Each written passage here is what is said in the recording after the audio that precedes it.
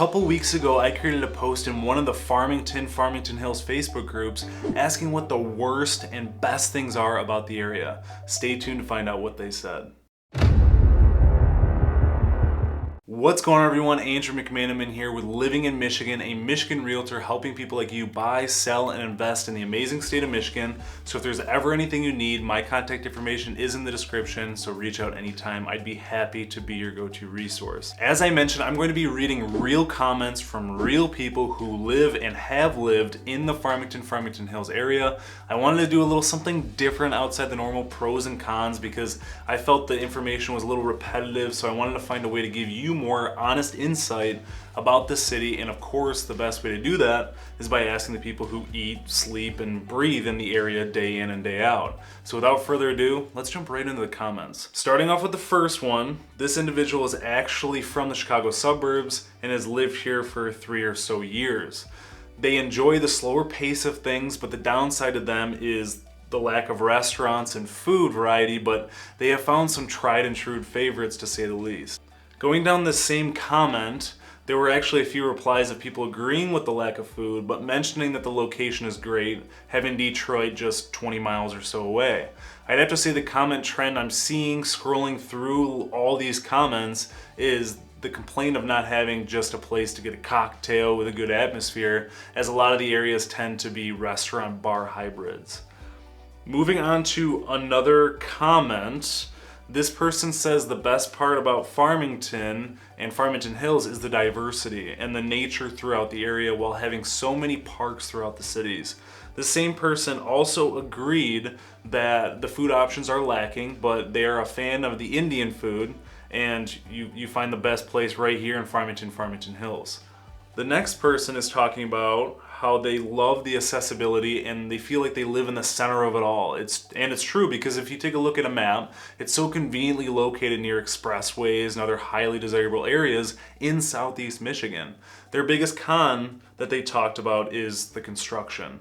Being as the city is so wonderfully located, they tend to get the bulk of some of the road construction, but that tends to be the case with several of the other accessible cities across not only the state, but the country too. Someone was actually replying to that and said that they agree with everything they said, while adding they like all the events in the city that they put on throughout the year.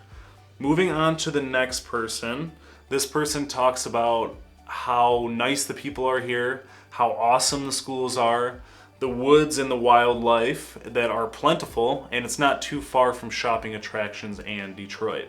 Their con is it not being on a Great Lake and how they miss being just down the street for some waves. And I think this person was just very much reminiscing on their times being close to Michigan Great Lakes. And it's true, there's nothing like it, but a commenter said that they feel the same way, but reiterated that Lake St. Clair gives off that same great feeling.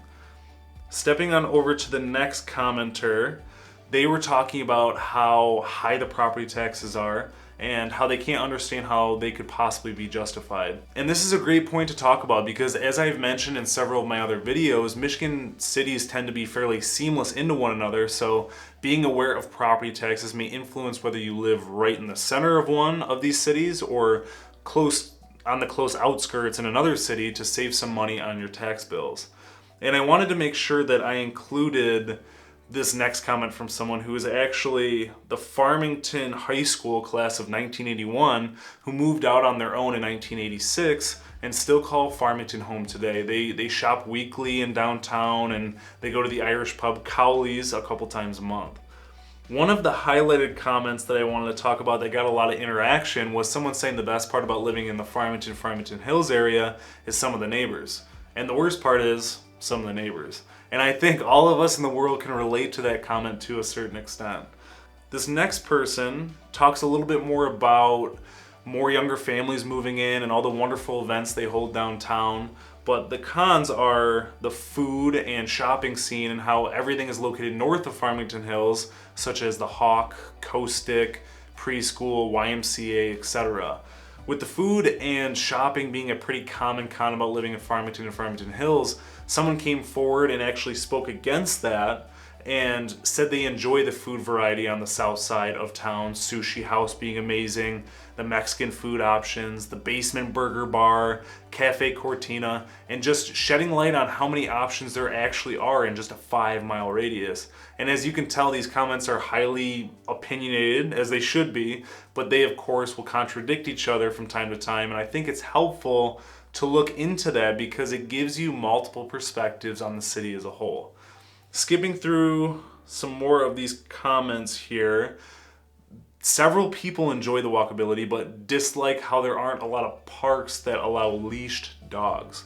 They don't particularly like the look of apartments along their main strip of Grand River Avenue and how there are just too many car shops that just don't create a very nice appeal, but the community is safe with good schools.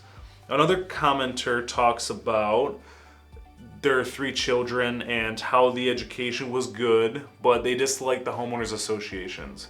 Aside from food and shopping, the HOA conversation has been one of the bigger dislikes about the area, and of course it's one of those things where you either love them or you hate them, and it really comes down to how much value they provide you in perspective to how much you pay monthly or annually. The best part about the area, according to this person, is how it's relatively safe and has a good cost of living along with good schools and diversity. The less optimal part about Farmington and Farmington Hills to this person is the downtown area, just needing a little bit more life, maybe some nightlife activity to encourage the residents to flock downtown and support some local businesses in new and different ways.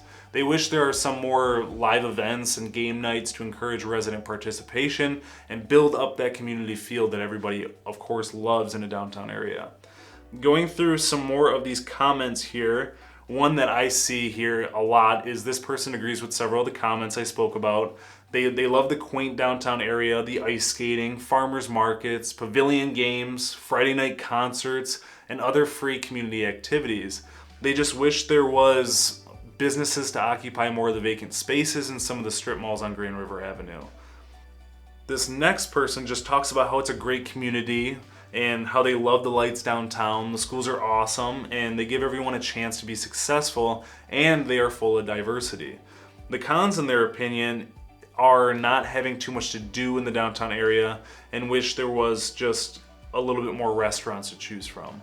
The last couple comments here, just to sum it up, is a lot of people just think it's a wonderful place to live, great people, great community, parks, easy access with great location and diversity. The cons are, at least to these last couple people, is the restaurants just don't seem to be open past 9 or 10, which hurts that nightlife that I was talking about earlier. I know I just rattled off a ton of information your way in no particular order whatsoever, but I hope it gave you some insider insight about the Farmington-Farmington Hills area. If you live or have lived in the area, what did they miss? Comment your thoughts below. I truly hope this video provided you some value. If it did, give it a big ol' thumbs up, tap the subscribe button, and hit the little bell so you never miss out on an upload. Until next time.